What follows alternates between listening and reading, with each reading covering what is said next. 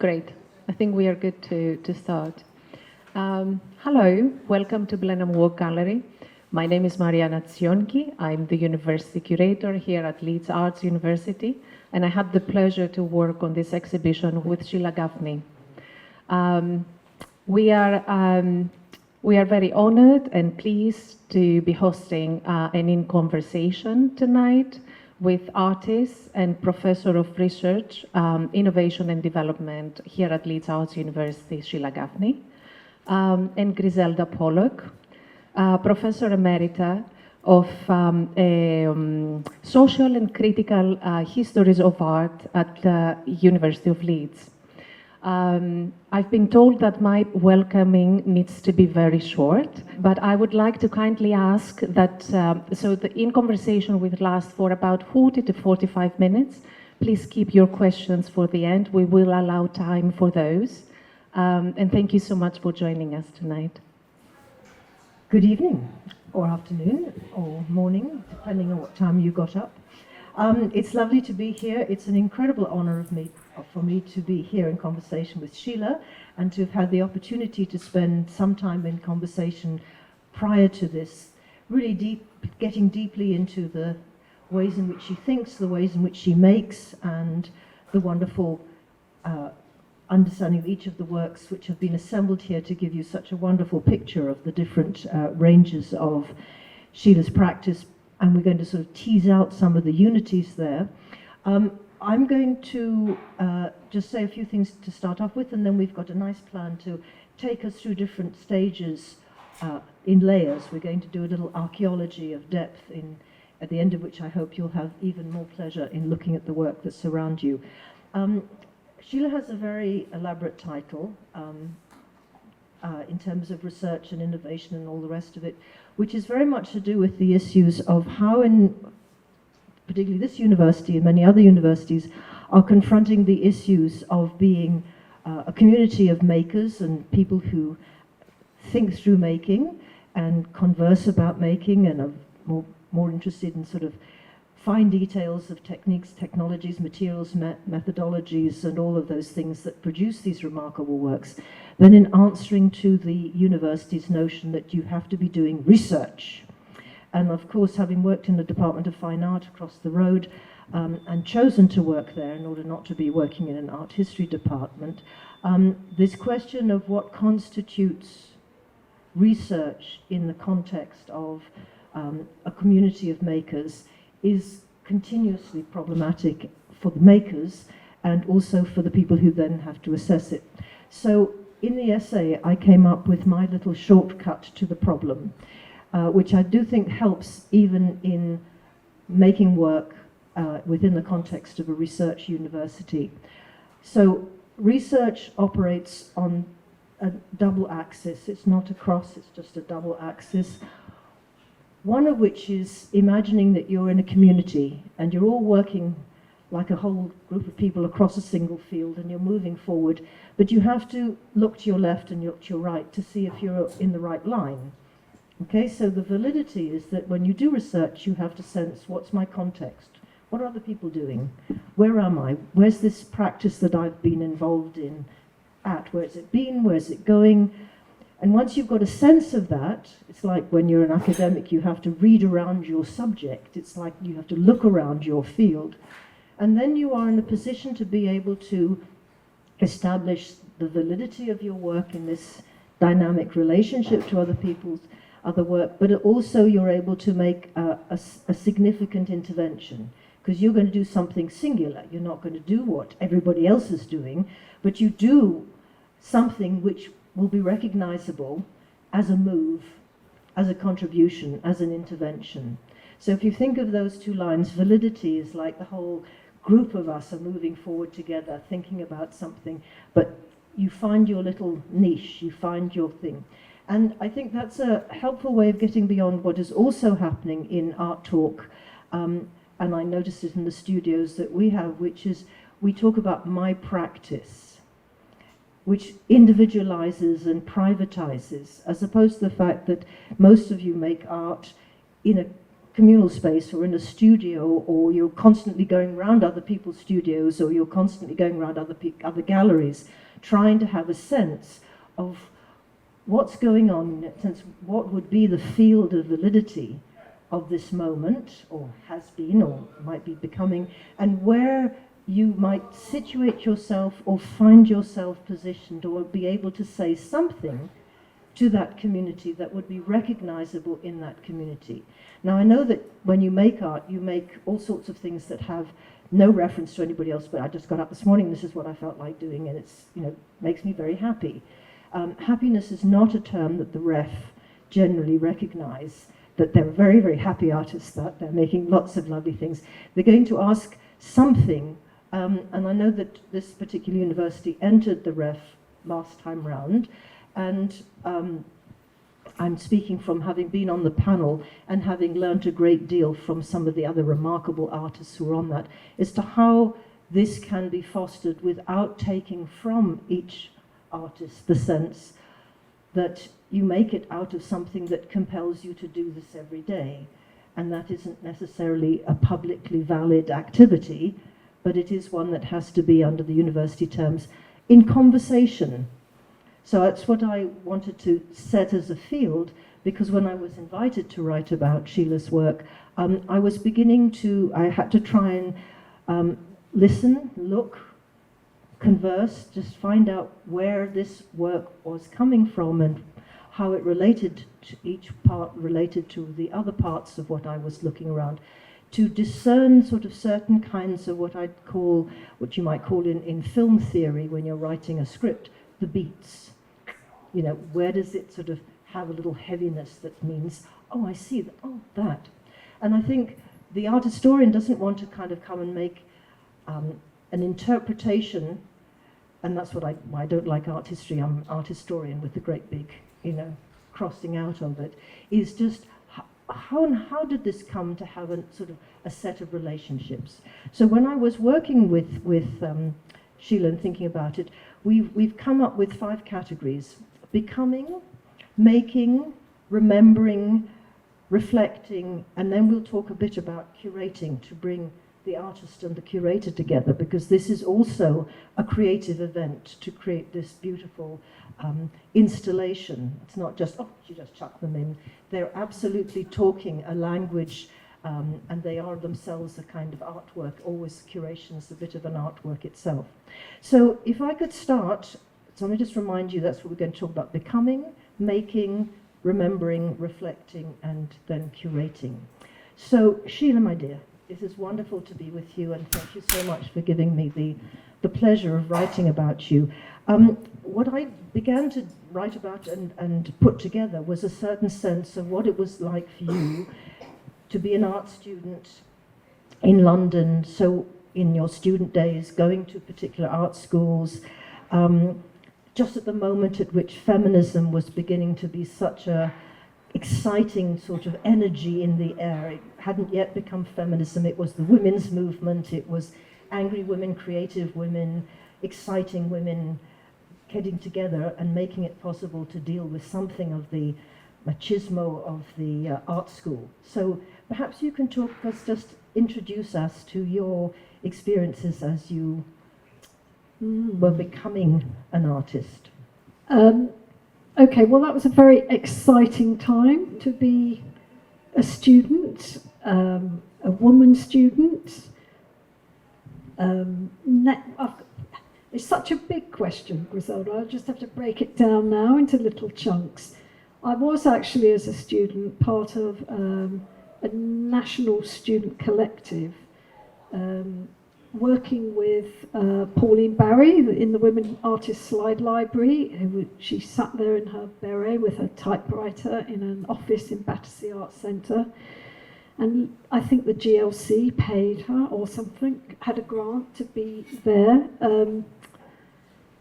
And it had come out of the launch of Old Mistresses at the ICA that excited women students had got together with Pauline and decided to be a women's student collective, because really they weren't being taught by any women.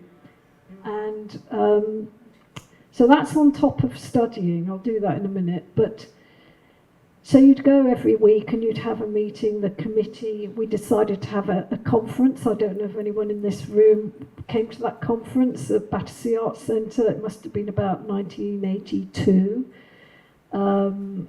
And lots of... You can actually read the papers in the Goldsmith special collections now, but the analysis was done on how many women art students there were and that there were no tenured women in the role. On staff. It was very, very small. So this was very exciting. It's the first time I saw Mona Hartoum as a student do a performance. You know, people just came and made it a live 3-day event. Strangely, it had a disco on the Saturday night, but I'm not too sure about that. I think there might have been one man at it. Okay, so there's that kind of energy going on, and we're linked to somebody running the Women Artists Slide Library and the newsletter because a local authority has provided a small grant to pay them, and Katie Deepwell, I think, was attached to it afterwards. So that was like leisure. In the daytime, I suppose, for me, it was always how do I close the gap between what I experience here and what I'm taking part in socially with what I feel I'm learning and I need to learn. And now I did end up in a sculpture department. It was specialist. I didn't even think I was doing fine art. I was doing sculpture, and it was the perfect course for me because it did involve the life room study, which I needed a certain sort of logic to learn from, to find out how things were made, but also making things that felt real and stood up in the world. But thinking back on that department, yes, things were run through life room projects. There's a drawing in the corner from that period. It's a 1-day drawing, but there are other drawings where you had one model, one figure, and one drawing, and it took 2 weeks. So there's actually, it's quite intensively taught in the way that you joined in with the artist who was delivering it. You joined in, you did it their way, you did it together. Mm-hmm. And the same with the life modelling. However, I realise now that what did join all these artists together in that, where they ran a life room for your first year of your degree, was this belief that if you learnt life studies, you could work, that there was an underlying geometry in the balance of the figure, and that's what you were learning to materialise. So it wasn't actually about portraits. But of course, to the rest of the world, we did look like we were doing portraits. And the other problem in that was the women's movement, the feeling from the women's movement about the idealisation of the female nude, the idea of the painter's muse, and yes, so it was like kind of quite problematic that the desire to learn and not, but also the understanding that there were certain questions around this as we went on. Anyway, so the becoming is quite, I would always say my feminism was lived before it was theorised. Many years later, I came and sat in the back of the MA Feminist Studies at the university, where sort of catching up with the great theorisation that had been in place, but that probably wasn't where my intellectual activities were. But I was always tearing tickets, holding the door open at the conference, in the steering group, I think changing my little society, at the same time trying to work out how that kind of quite conventional learning was going to work for me as a feminist. That's great, and I think that touches on the atmosphere of possibility, of critique, and all the rest of it, but also I think you balance it beautifully with the sense that what happens when you take that kind of energy and anger about the lack of women teaching and the lack of resources in that kind of discussion about what it is to be a woman and a sculptor and an artist at this particular point, but with the sense of what the art school training did. And I was just talking to a student from Leeds the other day who said she went on a year, it must have been a year abroad exchange to Poland, and she's a sculptor, and she thought, oh my goodness me, this is fantastic. They're teaching me that if I'm going to cut this stone, you have to do it at that angle. If I'm going to cut that stone, it's going to touch marble, it has to go in.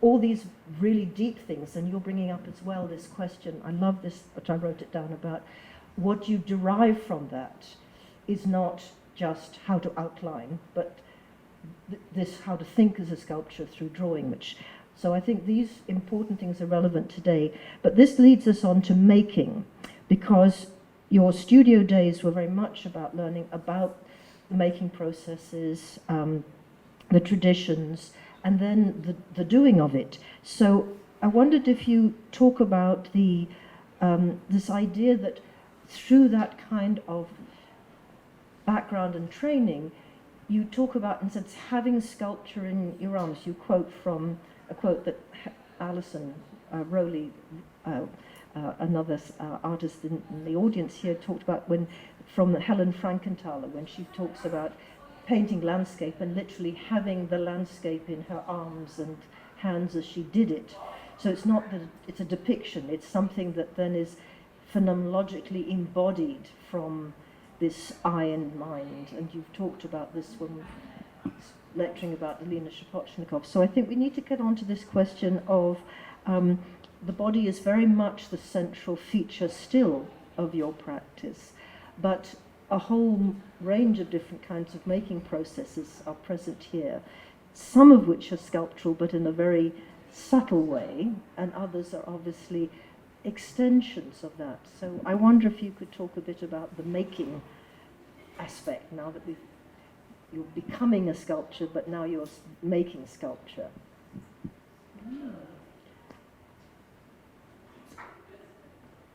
If I want to just make something, I'll cook. Okay. Okay. So there's something about looking for the appropriate way and the right material to get to whatever it is I'm chasing. So although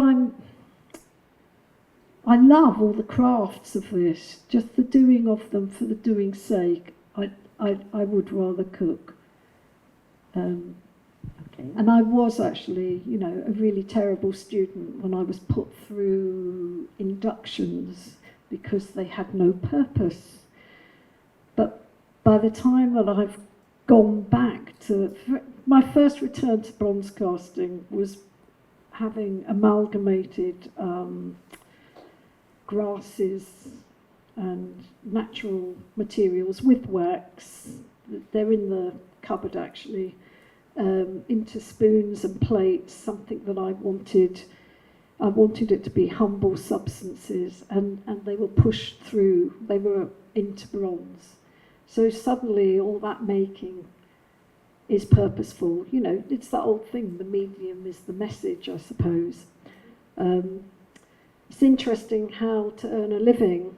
My first work here was to simply, demonstrate and share certain sculpture crafts. So like anyone else, I had to go and look it up in a book by that time, because to remind myself of how somebody would do it when they really were a craftsman. So my making has always been attached to whatever sensation that I'm chasing, whether it be in 2 dimensions or 3 dimensions. So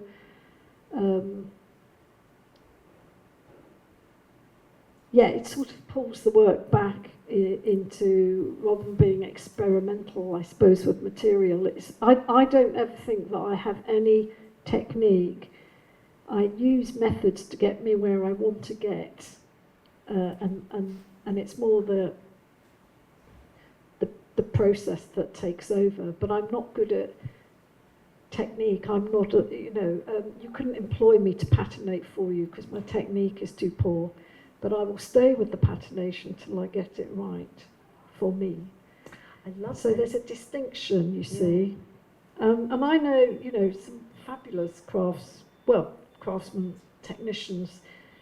I think it's, wasn't I sitting in the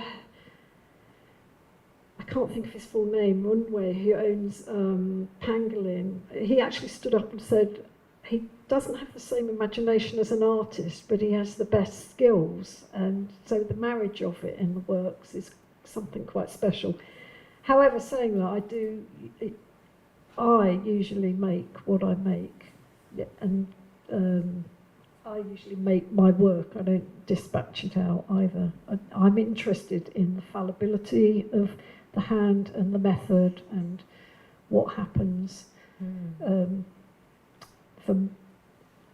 For me, processing it. So I'm going to pick up there because I think those are two very important things that, I mean, in a sense, you're conveying not as a process but a journey. So using the notion of what you're chasing, there's a sense that something's just out of reach. There's something that's unformed but needs to find its way into this. But that's not to fetishize medium, so that would sort of, you're not bound by the kind of modernist anxiety about medium as a kind of the law that must be followed, but you have a sense of chasing something and where you want to get. So these are very interesting metaphors for the sense which in one things relates a little bit, if I may say, to one of the writers that you find later on to give you a sort of a little bit of a shape to things you've been always doing, which is Christopher Bollas, where he talks about the unthought known, and this perplexing relationship between something that you sort of, you would know when you get it, but you don't know it in advance because it hasn't been thought through, but in some sense not fetishizing medium, but trying that you're finding the one that matters at this point, that enables you to in sense, get close. And you said, whatever sensations I am chasing. And I think which may be just the feeling of lying down in a pair of tights. Yeah. I feel so snug, or and I'm thinking of the drawings now. It's easy to sort of point to the idea of feeling sunlight on bare arms. So yeah, I'll push what I need to push to get to it. Although, as you've quite rightly said, if you look in the case where I was taught to make a portrait with the head, there are certain methods that I've been shown that enable me to. I've got a means to an end, and certainly. When we talk about some of the small works over there that relate to family snapshots, photographs, I've used these spatial measuring methods that I learned off the master. I don't know what he'd think about me projecting them into a photograph and making, trying to make that whole situation real, but it's a very similar process. Mm-hmm. So you've got your toolkit, but it's not, I never use it just for the sake of it. But that enables us to make the leap to remembering, because that's one of the locus of sensation is not only the phenomenological body and the lived body, but you mentioned the photographs, which are then what prompts some kind of return of memory. Because in one sense we've all gone through different kinds of processes as we learned to walk, as we started learning to hold things. I mean, these are very fundamental, which have a connection with images of the body and sculpture very deeply. These, when you talk about the geometry of the body, but also in a sense the movement and the spaces and what it feels like to have textures and all the things that you described about being snug in it all. Obviously the shoes and the socks and all of these sculptures are reminders for anybody of that generation of, cross-buckle shoes and socks that never stood up and always being messy, all those kinds of elements of it. And you bring us very close to that. But there's this mediation of memory, which is, there are certain photographs, which hold, there's a lovely book by a woman called Julia Hirsch, not Marianna Hirsch, called Family Photographs. She's the first person who wrote about it, and she has this phrase about how these family photographs hold these little flashes or segments of being, that when they are photographed, then they have a kind of cultural weight to them, or kind of a sentimental weight, that we then this is being together, but it was between that flash of being and being together, which is a kind of already a cultural thing, something is taken from the photographs as you see them into sculptural or two-dimensional form, or these things. So maybe we can talk about how important remembering and via the encounter with photographs that hold an image before you is for the kind of understanding the work we're looking at here. Right, I don't want to leap out of the plan, but it does, okay, so in this, I think in the university research environment, I always wanted to prove that this practice is interrogative and researching, and I've had so many times said to me, that's not research. It's just an opinion with someone trying to work out the rules. That's not research, that's not research, that's not research. And I just felt that, I just had a hunch that it could be. And so I was really taking up the mantle of the practice researcher and very interested in how Indigenous researchers have really challenged empirical research ideas and really thought about who is the one doing the research and what is their culture. And so the photographs, although on one level they're very, they were a source of reminding me what certain things could look like. It was looking at them, interrogating them was a way to doubly enact the personal position. So the one who's doing the sculpting is the one being sculpted. There are no issues outside of this on voyeurism or the taking of, an image without permission. They're mine because I'm there. I also know about that moment. Gender, ethnicity, class, all those matters come into it. And so in one sense I'm looking for the most ordinary, whether it's the cardigan button or the buckle on someone's worn out shoe. I'm looking for the most ordinary triggers in there. The shorts made from curtains. The shorts that were made from a pair of curtains, exactly. Or the texture of a hand-knitted woolly jumper. Yeah. And so on a very impersonal level, it wraps up all those personal matters of inquiry. And on a more sort of psychological level, a psychoanalytical level, I guess they also source my understanding of just daily life, where you've got sort of things popping into your mind from the past, from the present, making things up about the future, whatever. I think there's an internalized kind of imagery that goes on, which is what I tried to put in into the little pair of shoulders there.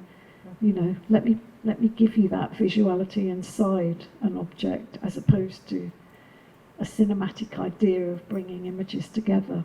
So they are also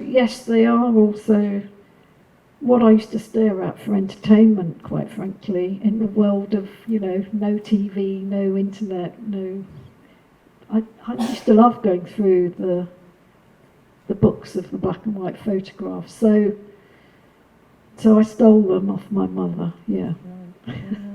Well, but I want to take up that because there's a mixture between the ways in which, in terms of cultural theory, we've put these labels to things: gender, ethnicity, class. And then one of the issues is that they are, as all sort of sociological abstractions are, they lose the body, they lose the sort of the texture of the experience of those. And so much feminist sort of practice has been about trying to return us to that sense of what these different terms literally feel like as embodied beings negotiating the world. And the entanglement of those, or the kind of, it's not so much, I mean, so you can have a skein of wool, they are all entangled, and that would make a very nice picture, but they're not. They're entangled in very complex and painful and difficult ways, because they're the very real agonies. In the old-fashioned sense of agon is the struggle. These are conflicts. We don't live the world in terms of race, class, gender, sexuality, height, weight, physicality, neurosensory specificity comfortably. They are categories, but they're also injuries. They're also affronts. They're also resources for pleasures in different sorts of ways. And so I want to come back in the sense, where does those of the people in the audience and yourself as an artist, you're not illustrating a category. You're arriving at an understanding, or at least encouraging us to arrive at an understanding through what has been made, and as we try to discern what we're looking at or why we're looking at. So again, I think the sense of why you feel yourself drawn to these photographs, but nonetheless you, in the sense of remember, member, with membering as a kind of putting back together again, is a different way of, you know, the body is made up of its different members, and you give a certain kind of embodiment to what is frozen for a moment in a photograph that has all of those elements sort of stilled into an image. So, what we were saying about before, we were talking about, the texture of a hand-knitted cardigan, or a used piece of fabric that becomes something that rubs up against your skin, or, there's a lot about, postures and feet and socks, and when you talk about shoulders and the little shoulders, the little shoulders are sort of in the little jumper. I think the neck is, that, and anybody who's around very young people, little babies and upwards, you realize there's such a wonderfully fascinating sense of what happens when you, that high off the ground, you hold your body, or that high off the ground, you hold your body. And that would bring us to sort of some quite serious big issues like phenomenology. Then the theorists come along and say, we have to think of what it is to live in the world as a body, and as our senses are these primary interfaces.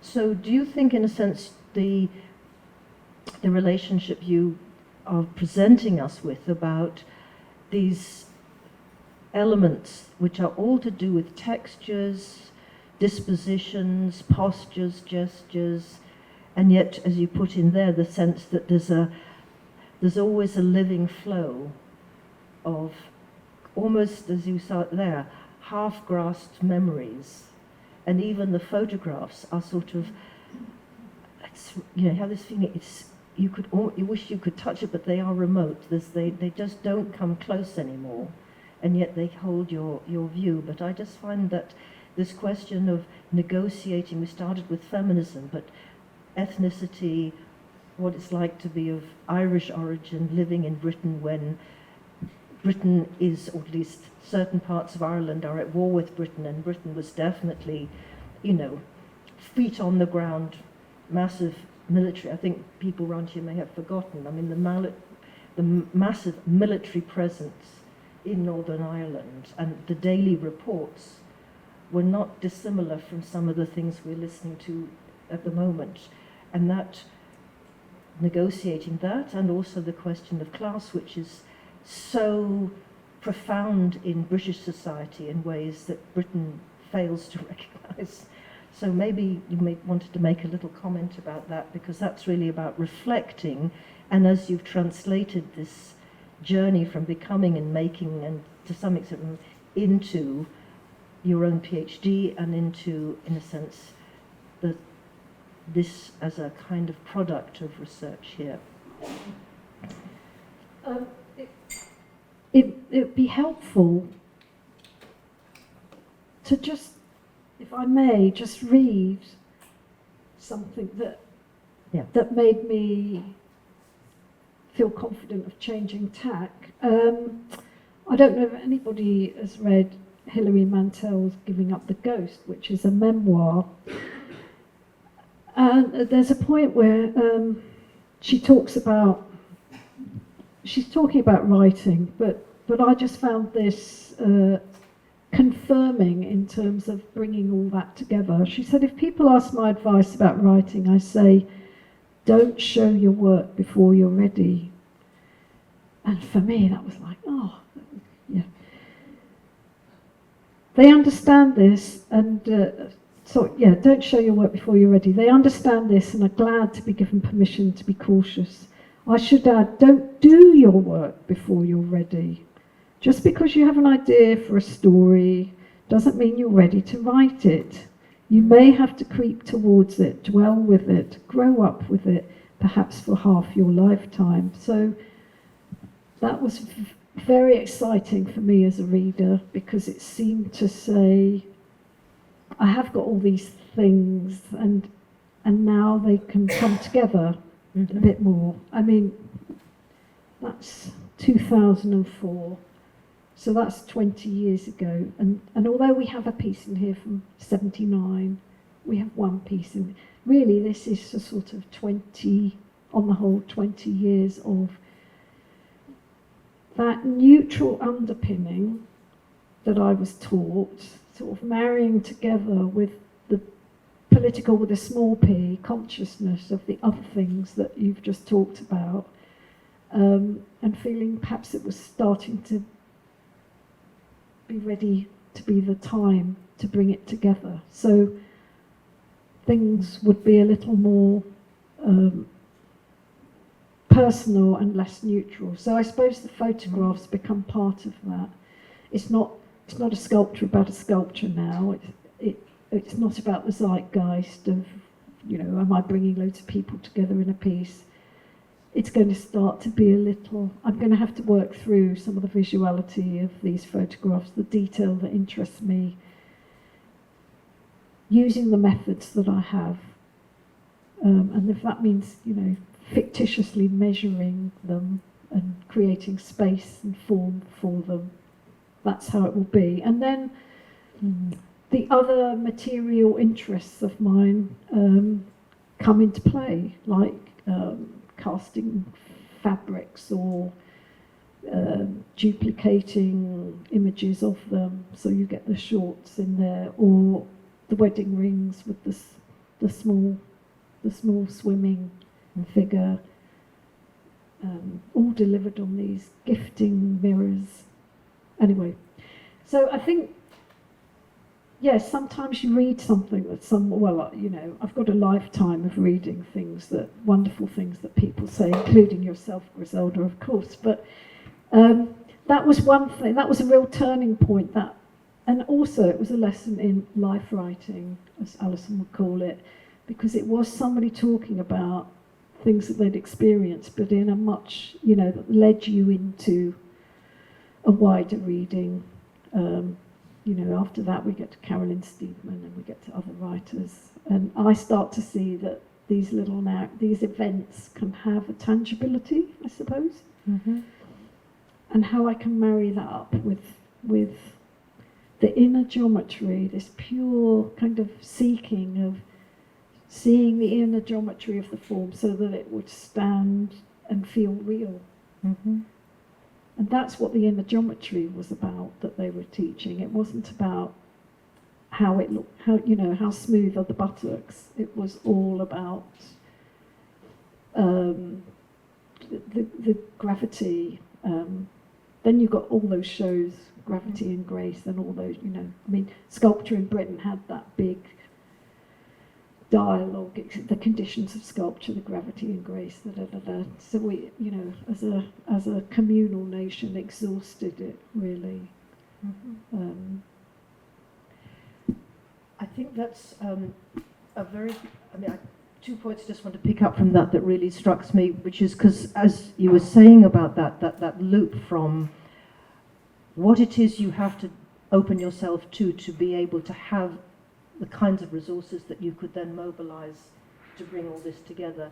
And one other thing, apart from obviously your particular range of materials, light boxes, casts with floating things, actual garments, return to certain motifs, but just because you mentioned those, and particularly casting things that are small. The thing that was really so stunning is the one at the top there. When it was in the exhibition in the Hepworth, I wasn't surprised that the Guardian critic was the one who just honed in and said that's the one, because the scale and this kind of condensation, to be able to carry something as grand as we've now got to, that this is such a distillation on that scale. So I think scale and gravity and all these, the languages of sculpture, you have to have, and the context that you've given us, etc.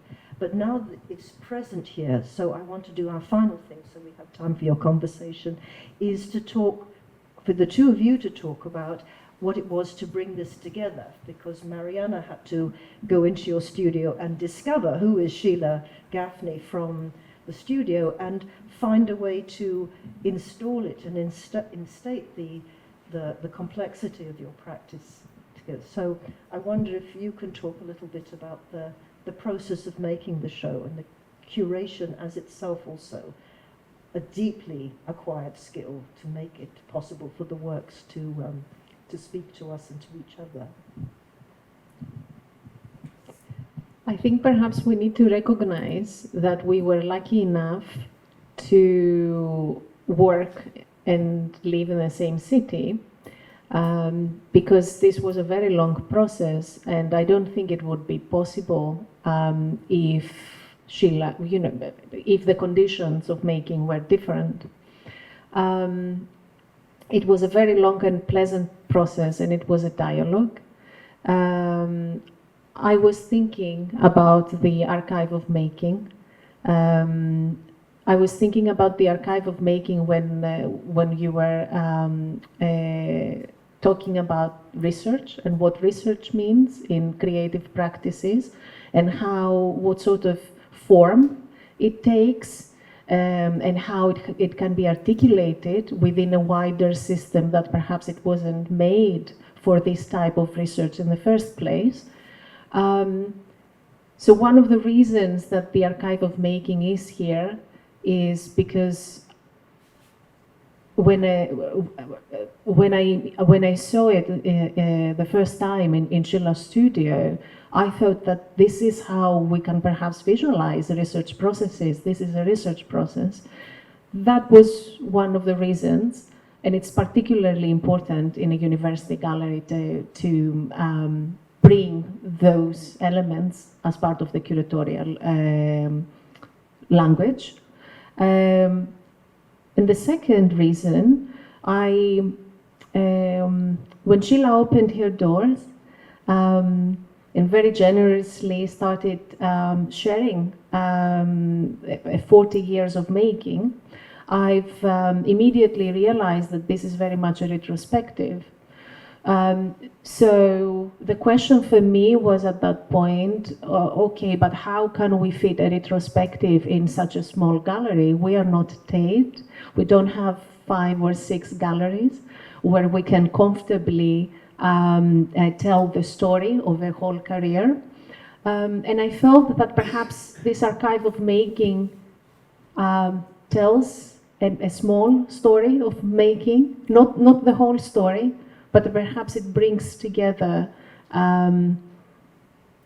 these works that have been developed throughout the whole career.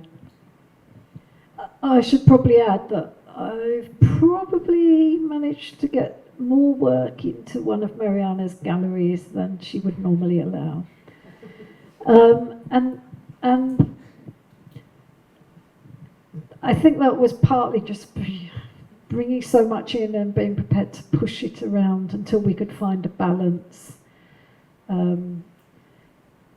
Yes, because we could do with a few more rooms, but here we are. So it was a little bit like a game of drafts or something, that she'd pop out to the office and I'd shove something, see if it looked better there, and yes.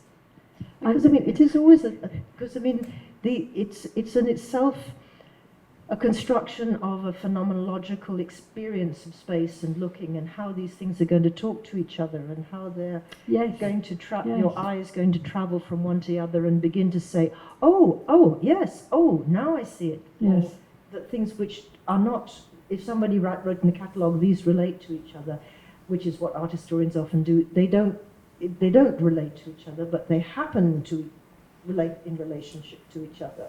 And these can kill each other, or they can make you think, I'm beginning to get the deep plot. But perhaps this is the result of a strictly defined roles. When I said dialogue before, I think that we've entered into a collaborative dialogue. Yes. It was never clear who is the curator. I mean, of course, actually, it was clear who is the artist.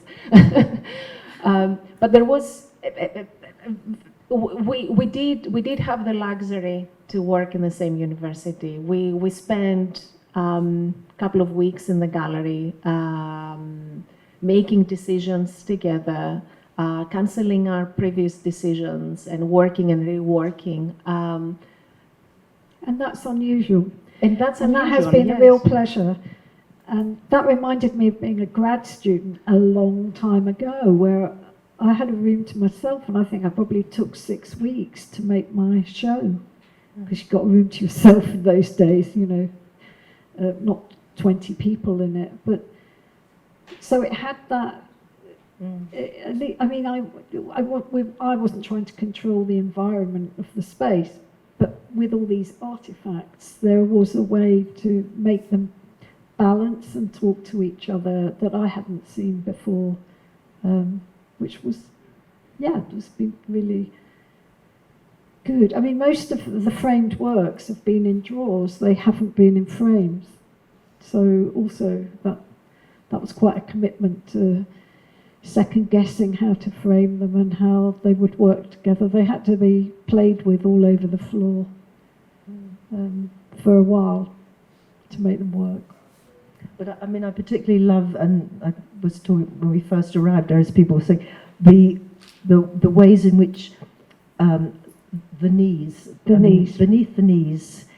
I mean, I don't know. This is a family joke. There's somebody who always listened to Denise, and he said, "What's that lovely song called, Beneath the Knees?" So every time I see knees, I'm going to hum, but I won't do it to you now. But it's something about just how some of these are framed and sit in conversation with each other, and also then with the hand-drawn or the material, and even the little skirt on the top then is anticipating a knee, and then, the whole sense of the drama of growing up from girls when we actually don't have to show our knees, and we then have, then what showing your knees is about. I mean, all sorts of stories arrive from that, etc. Anyway, I'm aware of time, and I'm aware there's questions, and immediately there is one.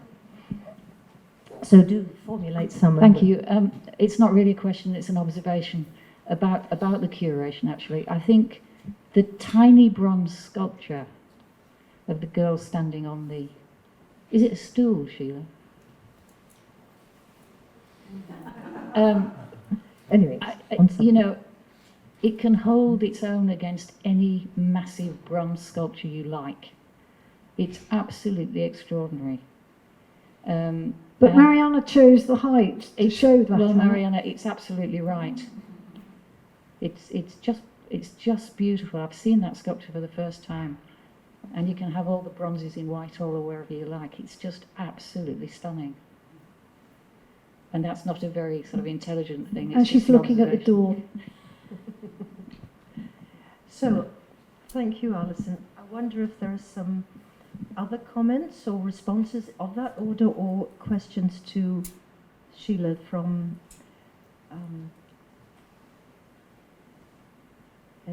okay. Hi, Sheila. Hi, Can I just James. say thank you very much for all of this work, and it's been a really nice evening to listen to you both talking. Sheila, I was just wondering, you talked at the beginning about your experience at art school, and I was wondering how much has that been like a catalyst for the rest of your art making, and do you think that the nature of art school has changed over this last however many years, and whether you would have the same experience at art school that you think you possibly had when you went however many years ago? That was a rambling question, wasn't it? Well, there are two questions in there. Yeah, there is. Well, I just feel so lucky to have had that wonderful, meritorious and free education that has sustained me fully for the rest of, my days.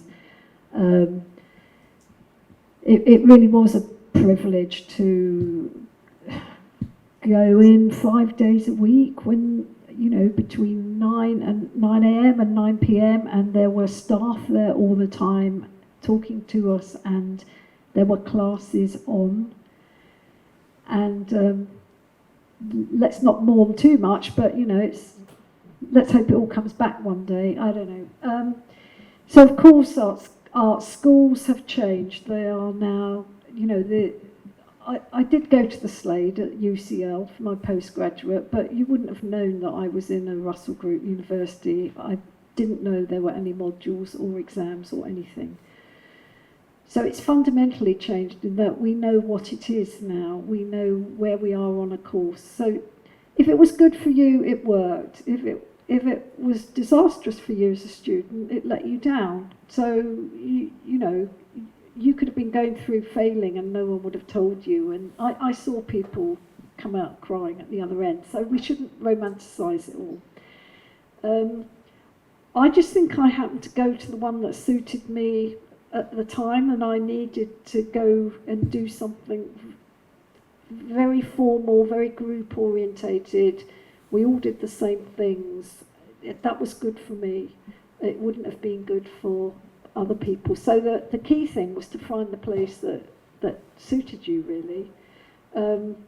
Has it changed? Yes, of course it's changed. And I'm afraid you can hear me in a BBC archive saying I would have failed today when I was interviewed in 2014. That was because I was a very chaotic youngster, and that's why the kind of method and the group thing really suited me. It was a bit boot campish, taught me discipline.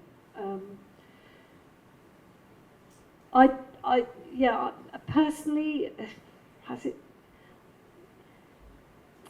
I just think there's so many good people still sitting in it, making it work for everybody, that we're keeping the thing alive, aren't we, in whatever way we can. Also, the attention span of a youngster is different now because there's so many other things to be engaged with. I don't think anybody would want to come and do the endless hours of endurance. What Philip Barlow had called a bit of a grim ritual. It's really hard because I actually really liked it. I needed to soak it up. the grim ritual. So it's.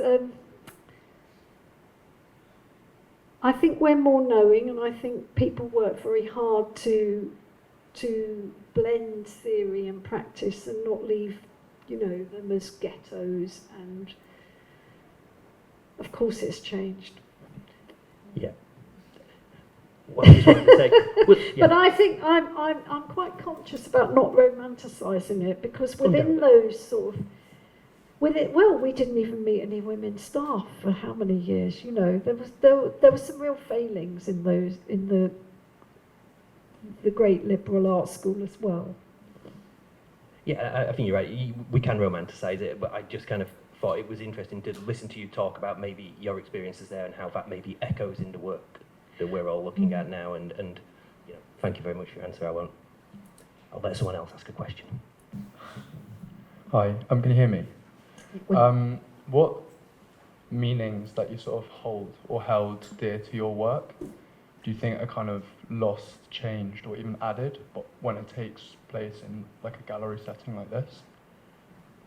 Okay, so you're asking me, once I've taken it from the studio to the gallery, have I lost things or have they changed? Yeah. How's your association? I think in this instance, I'm going to say no. This one's done it well, and that's, again, being supported with somebody who's in tune with me and made things possible. I've had shows, yes, where I felt I haven't been able to bring whatever tension is between me and the work to the gallery, and sometimes that's because the conditions of getting in are too short, or you get to a space and it's got too much of its own identity and I haven't got time to mediate that in the material. But for this one, no, it's been a good job, Marianna. But I think, and what I've learned, again, is to be very methodical. Sometimes if I know I've got a situation coming up, if I can, I'll map it out in my own workspace, the dimensions of it, and what you're looking at in the middle of the floor, I made that all in cardboard when I was in a studio originally, and I didn't make it as a box. It was a ridiculous sort of plateau of pieces of card propped up on other pieces of card, because I wanted to get the dimensions right for the projection. I wanted to feel it. So, and that helps in that negotiation. And then we remade it. This is a reworking with Marianna working with me. So, this is more unusual. But again, the dimensions were what I had plotted out before. This time, in this showing, I let all the inner workings be visible. The first time I ever showed this, it was all boxed in, so it was a bit secret, but it didn't feel right anymore to do that. Why is it an illusion? So would you say that kind of sometimes knowing the space your work will take place in can help you sort of bring to life the work you're making currently? Yeah, very much so. On a simple level of actually just knowing what size it is and what the floor looks like. But on a, you can make something more bespoke if you know where you're going with it. But it's how long you get to go in, and this time we had a bit of privilege that we had 3 weeks. Mm-hmm. Sheila, a couple of questions really. You've called the show, or given the title, Embodied Dreaming, and I'm aware that tomorrow night at the Henry Moore Institute there is the opening of the exhibition of women surrealists. So I just wondered whether you thought this was an important time. Can you hold it a bit more closely? Whether this was an important time to re-energise or re-investigate ideas about consciousness or the idea of what the mind is and that strange transition of how we actually realize things. Because it's kind of very interesting for me that when you talked earlier about the logic of seeing and making, and the need to be able to make, to actually realize those thoughts which might not be directly in your mind, things that you are chasing. So I guess the two questions I'm asking is one about reinvestigating consciousness through artwork at the moment and surrealism, and the other one is about this interesting thing about how you need logic to actually investigate the imagination. I suppose the logic I've employed to investigate the imagination is where I have borrowed and sought from Christopher Bolas's writings about the mind, really, his psychoanalytical writings, which he actually is writing, I think, to train psychoanalysts, is he not? So I know that the first time I read it completely as he did not intend, because really he's using all these imaginary devices for his psychoanalytical students.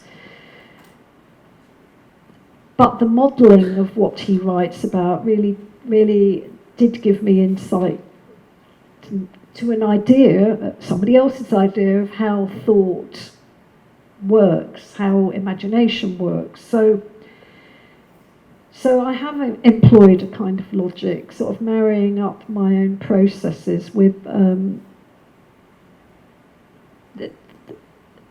understanding of object relation theory as espoused by Bolas. There's a very particular thing. I mean, embodied dreaming is just a phrase in one of his many books, and where what he's talking about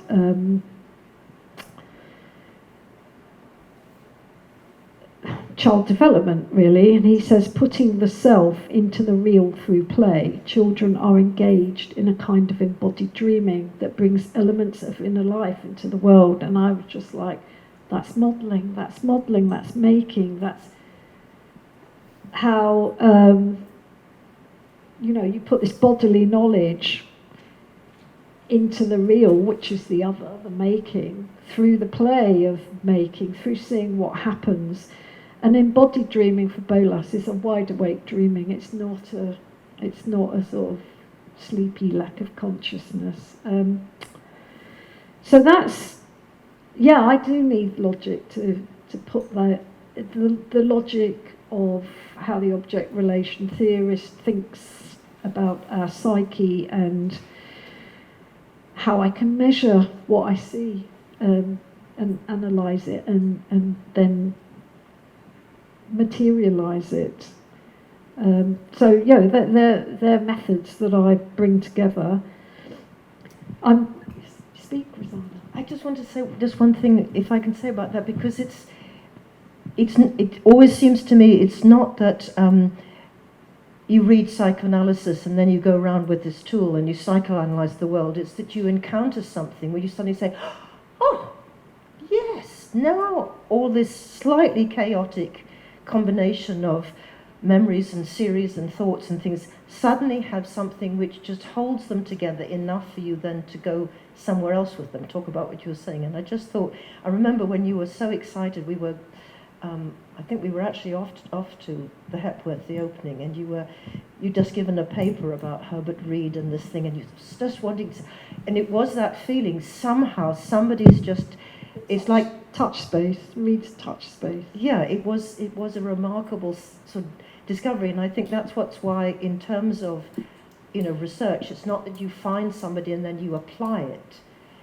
It's suddenly that in the chaos of your experience of things, somebody gives you a concept. Yep. And yep. I go back to the fact that in German, the word for concept is begriffen, which is you get a little grip on it, but doesn't mean that you've completely absorbed it or digested it, but you've got something to hold which gives things a shape. Yes. Which is what you're describing, Yes. that moment of when you make something, you don't have a shape in mind, as it were, but when you make the thing, it holds something, which again is, there in one sense. And I just thought that's what was such that quotation. I think you've put it better than me. Thank you. Oh, sorry. But before I forget, I'm going to say the wrong thing about surrealists, because there's so much work that I liked. But in my younger life, I was really cross if people tried to put my work in the bin of surrealism. And that's what I called it. Although I don't think Marianna Oppenheimer's Cup and Fur is there at all, or Hannah Hock. But, sometimes I felt that surrealism was suggested to put the difficulty of what this work is about into a bin. So I'll be interested to see the women surrealists, that they won't be in a bin at all, of course. I don't know, I find it an easy place to throw ideas of reimagining consciousness, you see, and I think it needs re-looking at surrealism. It's not surrealism, it's real. It's so problematic. Anyway, that was my own little bugbear. We can get out of that quite easily, because we just junk the art historical notion that you have to have an ism for anything to be intelligible. Great. And you say there's a whole group of people who, in the light of psychoanalysis and a whole variety of other philosophies of the mind that were occurring, including Einstein's quantum physics, and all sorts of things that happened around 1905, in the wake of that, there was this flourishing of a conversation about the point at which the consciousness is not adequate. Rationalism will not get us to it, and art isn't just irrational. And that's why you need terms like the imagination, but you also need a concept of the unconscious, because what Freud gives us is a clarity about what those processes are, right? So it's not surrealism. The surrealists are not at all Freudians, because it takes a great deal, like thousands of pounds of hours of times, to work out, what it is, because we don't know what we're doing, we don't know what we're saying. So for that moment when they got excited about it, they used the most remarkably literal form of figurative representation, which is the complete opposite of dreams. It's much closer to think that that's what your unconscious looks like. I mean, you wake up in the morning, you think, there I was, and then I was there, and this was happening, and then something else happened. You think, nothing, but you will hold a kind of a memory of the sensation that it was a nightmare, or it was a terrible, or it was a pleasantry, or it was embarrassing, or whatever. And then you have to find a way to sort of tip that back into something that somebody else might meet. And I think that's where there's a great deal of psychoanalytical potential and depth here, but not because it's conforming to any kind of theory. It's you bring psychoanalytical sensitivity to think, why fragments, why roles, why knots, why textures, why bits, why there's little tensions and you don't know why they are there, but you do. I don't. Because they have some kind of urgency or cogency, and then you look at it and you say, okay, that holds something long enough for me to spend several years just... Well, there's Ehrenzweig's fertile motif, underpins everything.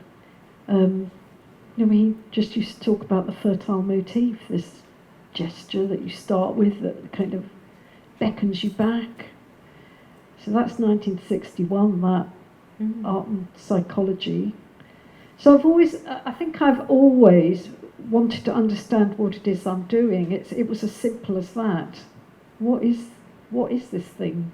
What's this thing called sculpture, and what's this way of being? I haven't sat easily with just accepting it. So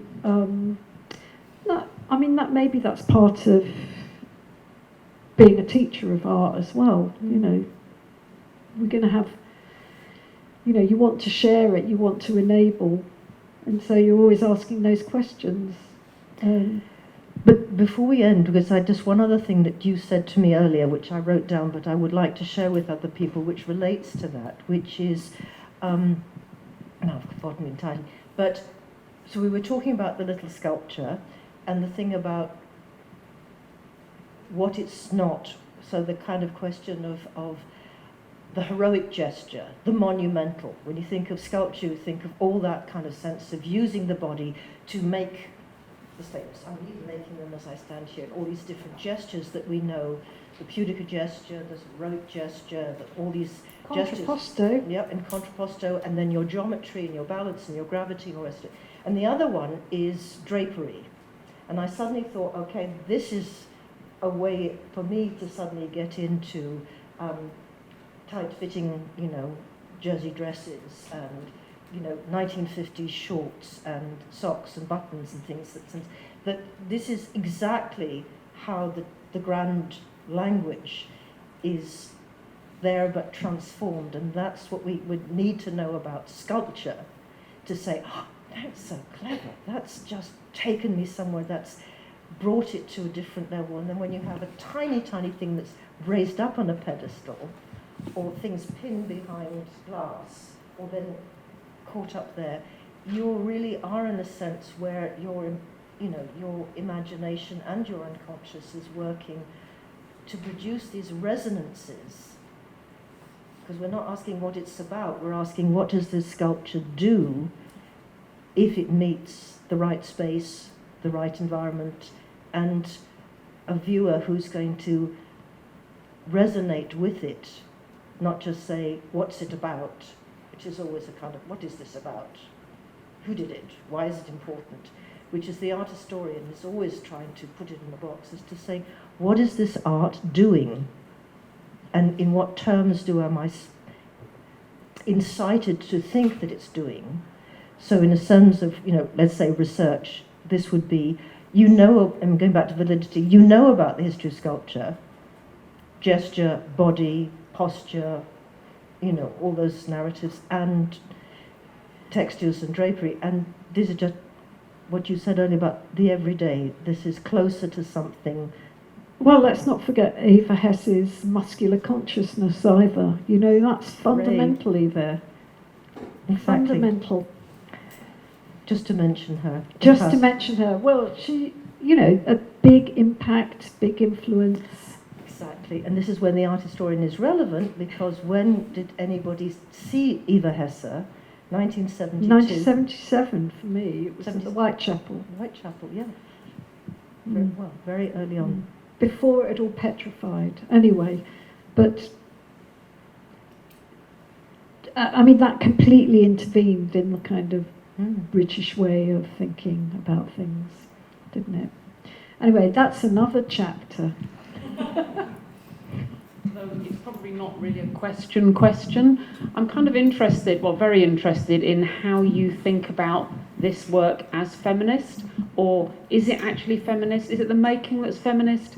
Is it the thinking about it? Is it the subject matter? I don't really know. There's a few things. I made a few notes, and I was just thinking about that kind of the embodied moment, whether that's the making or the encounter. Is there something feminist about that? I was thinking about this sort of, I don't know, the humility of materials. Is that a thing? Does that suddenly go down a cul-de-sac that we don't really want to talk about? I was thinking about communities, sharing strategies, things like that, partly in relation to what the three of you have been saying. So I just sort of interested in, I guess, what in each of you individually, your responses might be about this body of work. You know, where does the feminism come in? What is it in the making, the viewing, the thinking, the materiality? Maybe all of those things. I don't know. I'm interested. I think it was my antagonistic approach from the outset. So if you can't see it, I don't have anything to say to that, really. I can see it. I just wanted to know what you said about it. Well, yeah. it's not a strategy. It actually underpins the whole position as a maker for me, obviously in development. You know, when I was very young, I would only draw on the floor and the walls, and you know, take the whole material and out of it, or I would only use knitting wool or some, you know, all those are individual strategies.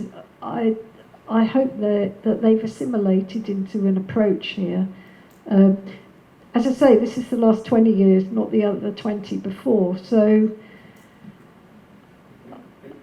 I hope that the feminism lives in the work. I've just been looking at your photograph in the very early community of feminists, artists that we had at the beginning in Leeds when we had this graduate program in feminist studies and the visual arts. So it's and Paula was in it as a student, as a kind of group, etc. But that we created a community because nobody knew what it was for us to be interested in, on the one hand, transformation of society out of our rage at the way that women existed in the world and still do exist. We should still be rages. But then we had beginning of having resources like, as you say, artists, we began to see more, we could work with a wider range of resources, etc. But I always argue the thing is, it's the question of does it have a feminist effect is less like then, were you a feminist, what would that mean? I stand up and I stand for this, but how does what I feel about my rage about women or what I think should happen, how would that get into art? It's that, does the process as it goes through the art kind of way that you're describing, art making and art thinking and your notebooks and your reflections and your reading and your things, is the effect is to disturb ways of encountering the world that would be normalized as, and then they will list all the bad people in the world. And I don't think that's right, because just being white doesn't make you per se a bad person, but there are conditions of ethnicity, class, race, neurosensory normalization, heteronormativity. There's all these sorts of elements, you know, southerners as opposed to northerners, blah, blah, blah. All of these things that cause grief and afflict the humanness of other people should be contested, but they be contested in lots of different ways, and there's no generality of feminism, but there is a beat. Beat. In the sense where, what would we have to think about this work? Because we're seeing this work, where will it take us to have to make some thoughts about it?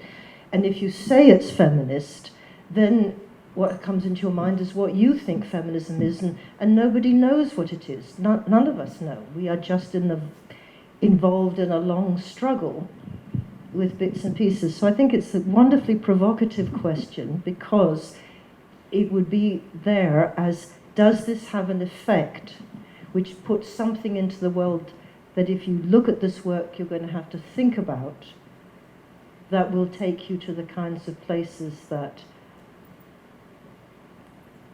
those of us who engaged in the struggle for women not to die on a daily basis at the level that they do die, it's getting a bit better, and it needs understanding of all sorts which seem so remote from that.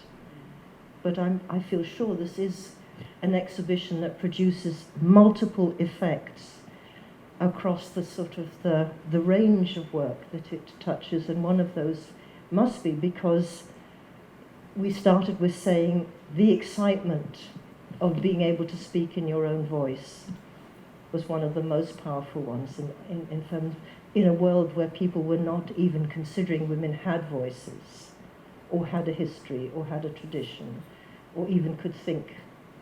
So, given the complexity of this work, I think this definitely meets.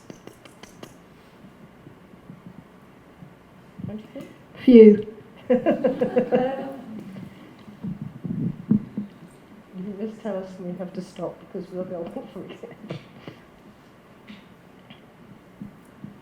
I think I would say what I always say, which my feminism was lived before it was theorized, and it